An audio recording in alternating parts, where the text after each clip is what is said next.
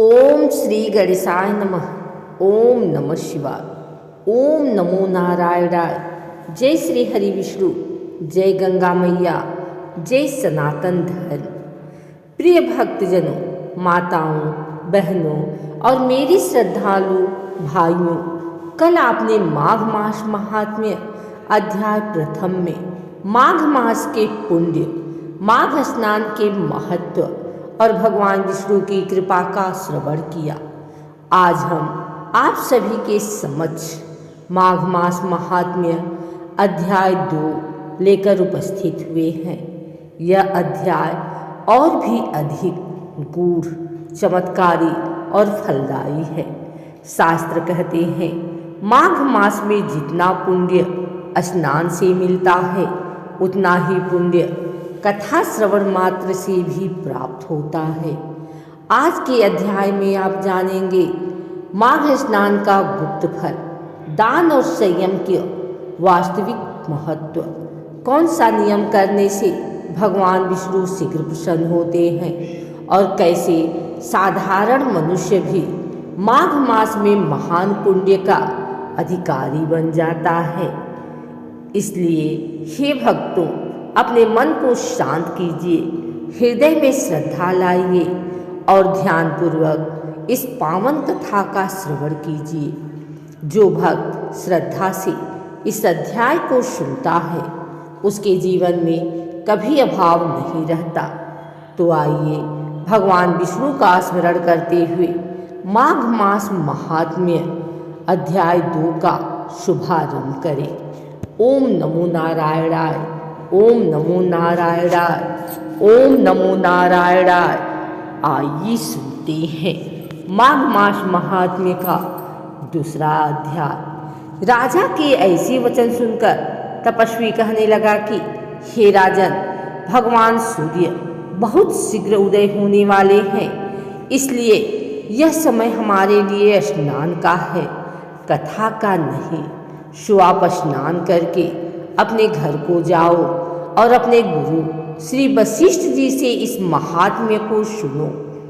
इतना कहकर तपस्वी सरोवर में स्नान के लिए चले गए और राजा भी विधि पूर्वक सरोवर में स्नान करके अपने राज्य को लौटा और रानीवास में जाकर तपस्वी की शव कथा रानी को सुनाई। तब सूत जी कहने लगे कि महाराज, राजा ने अपने गुरु वशिष्ठ जी से क्या प्रश्न किया और उन्होंने क्या उत्तर दिया, सो कहिए। व्यास जी कहने लगे, हे सूत जी, राजा दिलीप ने रात्रि को सुख से सोकर प्रातः समय ही अपने गुरु वशिष्ठ जी के पास जाकर उनके चरणों को छूकर प्रणाम करके तपस्वी के बताए हुए प्रश्नों को अति नम्रता से पूछा कि गुरुजी, आपने आचार, दंड, नीति, राजधर्म तथा चारों वर्णों के चारों आश्रमों की क्रियाओं, दान और उनके विधान, यज्ञ और उनकी विधियां, व्रत, उनकी प्रतिष्ठा तथा भगवान विष्णु की आराधना अनेक प्रकार से तथा विस्तार पूर्वक मुझको बतलाई। अब मैं आपसे माघ मास के स्नान के महात्म्य को सुनना चाहता हूँ।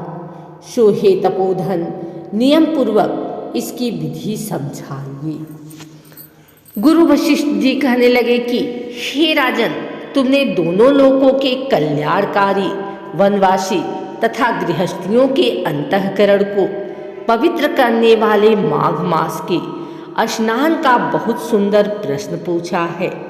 मकर राशि में सूर्य के आने पर माघ मास में स्नान का फल गौ, भूमि, तिल, वस्त्र, स्वर्ण, अन्न, घोड़ा आदि दानों तथा चंद्रायण और ब्रह्मा कुछ व्रत आदि से भी अधिक होता है। वैशाख तथा कार्तिक में जपदान, तप और यज्ञ बहुत फल देने वाले हैं, परंतु माघ मास में इनका फल बहुत ही अधिक होता है। माघ में स्नान करने वाला पुरुष राजा और मुक्ति के मार्ग को जानने वाला होता है। दिव्य दृष्टि वाले महात्माओं ने कहा है कि जो मनुष्य माघ मास में सकाम, या भगवान के निमित्त नियम पूर्वक माघ मास में स्नान करता है वह अनंत फल वाला होता है। उसको शरीर की शुद्धि, प्रीति, ऐश्वर्य तथा चारों प्रकार के फलों की प्राप्ति होती है। अदिति ने 12 वर्ष तक मकर संक्रांति में अन्न त्याग कर स्नान किया। इससे तीनों लोकों को उज्जवल करने वाले 12 पुत्र उत्पन्न हुए। माघ में स्नान करने से ही रोहिणी, शुभगा, अरुंधति दानशीलता हुई और इंद्राणी के समान रूपवती होकर प्रसिद्ध हुई। जो माघ मास में स्नान करते हैं तथा देवताओं के पूजन में तत्पर रहते हैं उनको सुंदर स्थान, हाथी और घोड़ों की सवारी तथा दान को द्रव्य प्राप्त होता है। अतिथियों से उनका घर भरा रहता है और उनके घर में सदा वेद ध्वनि होती रहती है। वह मनुष्य धन्य है जो माघ मास में स्नान करते हैं, दान देते हैं तथा व्रत और नियमों का पालन करते हैं। और दूसरों के पुण्यों के क्षीण होने से मनुष्य स्वर्ग में वापिस आ जाता है। परंतु जो मनुष्य माघ मास में स्नान करता है वह कभी स्वर्ग से वापिस नहीं आता। इससे बढ़कर कोई नियम, तप, दान, पवित्र और पाप नाशक नहीं है। भृगु जी ने मणि पर्वत पर विद्याधरों को यह सुनाया था।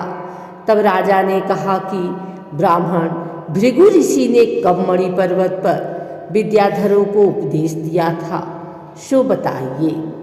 तब ऋषि जी कहने लगे कि राजन, एक समय 12 वर्ष तक वर्षा न होने के कारण, सब प्रजा क्षीण होने के कारण संसार में बड़ी उद्विग्नता फैल गई।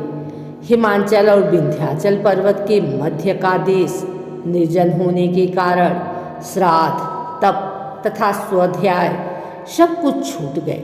सारा लोग विपत्तियों में फंसकर प्रजाहीन हो गया। सारा भूमंडल फल और अन्न से रहित हो गया। तब विंध्याचल से नीचे बहती हुई नदी के सुंदर वृक्षों से आच्छादित अपने आश्रम से निकलकर श्री भृगु ऋषि अपने शिष्यों सहित हिमालय पर्वत पर गए। इस पर्वत की चोटी नीली और नीचे का हिस्सा सुनहरी होने से सारा पर्वत पीतांबरधारी श्री भगवान के सदृश लगता था। पर्वत के बीच का भाग नीला और बीच बीच में कहीं कहीं सफेद स्फटिक होने से तारों से युक्त आकाश जैसी शोभा को प्राप्त होता था। रात्रि के समय वह पर्वत दीपकों की तरह चमकती हुई दिव्य औषधियों से पूरित किसी महल की शोभा को प्राप्त होता था। वह पर्वत शिखाओं पर बांसुरी बजाती और सुंदर गीत गाती हुई किन्नरियों तथा केले के पत्तों की पताकाओं से अत्यंत शोभा को प्राप्त हो रहा था। यह पर्वत नीलम, पन्ना, पुखराज तथा इसकी चोटी से निकलती हुई रंग बिरंगी किरणों से इंद्रधनुष के समान प्रतीत होता था। स्वर्ण आदि सब धातुओं से तथा चमकते हुए रत्नों से चारों ओर फैली हुई अग्नि ज्वाला के समान शोभायमान था। इसकी कंदराओं में काम पीड़ित विद्याधरी अपने पतियों के साथ आकर रमण करती हैं और गुफाओं में ऐसी ऋषि मुनि जिन्होंने संसार के सब कलेशों को जीत लिया है, रात दिन ब्रह्मा का ध्यान करते हैं और कई एक हाथ में रुद्राक्ष की माला लिए हुए शिव की आराधना में लगे हुए हैं। पर्वत के नीचे भागों में जंगली हाथी अपने बच्चों के साथ खेल रहे हैं तथा कस्तूरी वाले रंग बिरंगे मृगों के झुंड इधर उधर भाग रहे हैं। यह पर्वत सदा राजहंस तथा मोरों से भरा रहता है। इसी कारण इसको हेमकुंड कहते हैं। यहाँ पर सदैव ही देवता, गुहा और अप्सराएं निवास करते हैं।